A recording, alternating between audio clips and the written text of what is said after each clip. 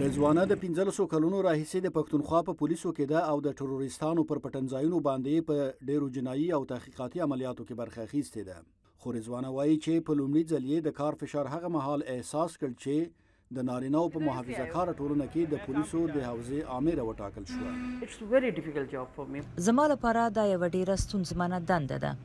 اغلې رضوانه حمید وایي د خپل دندې سره مینه لري او غواړي ټولنې ته دا وروښيي چې ښځې تر نارینه‌و د کم ذات مخلوق نه دي.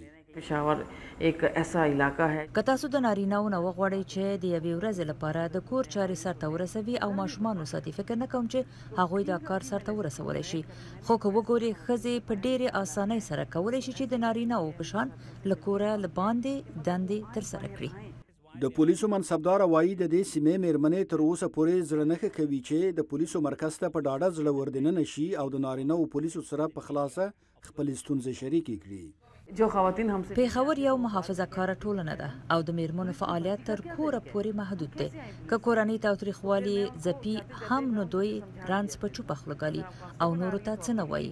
خو زما موجودیت اوس دوی دې ته هڅوي چې خپلې ستونزې د پولیسو سره په هوسا فکر شریکې کړي او د دې میرمنو شمیر اوس ورځ تر بلې زیاتیږي.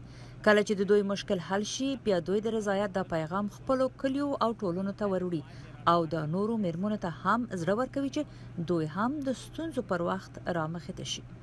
پښتني کورنۍ په پښتونخوا کې په دودیزه بڼه د دې طرفدارې نه دي چې میرمنې یې په پولیسو کې کار وکړي. په ټول ایالت کې یوازې 10% میرمنې هم نه دي تنظیم شوي. خو چارواکي وایي دا پخوانی دود په مطبوعاتو کې د اټکلونو له کبله مخ په بدلیدو دی.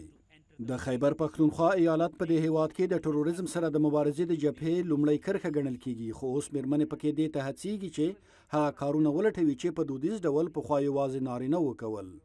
غورځنګ د امریکا غږ آشنا تلویزیون، واشنگټن.